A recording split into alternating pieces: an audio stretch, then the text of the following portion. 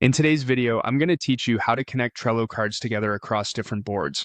If you manage projects that touch multiple teams or boards, linking cards is a quick way to keep work in sync without duplicating information. Start on your Trello boards page and open the board that contains the card you want to reference. This will be your source card, the one other teammates should be able to jump to for details. Click to open that card. In the card window, look to the top right corner and open the menu with the three dots. From there, choose Share. You'll see an option labeled Link to this card. That URL is the card's permanent address. Click the copy control to place it on your clipboard. Keyboard shortcuts like Command or Control+C work here too. That's all you need from the source. You can close the share panel and the card. Next, move to the other board where you want to create the connection.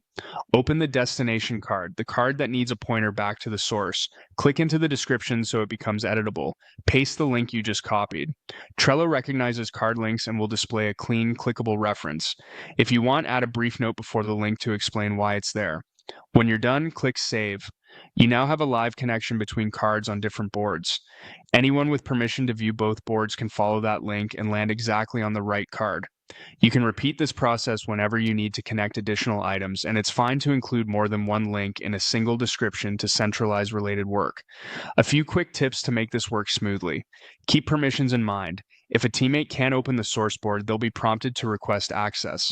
For clarity, consider consistent naming on both cards and add a sentence in the destination description that explains what information lives on the linked card.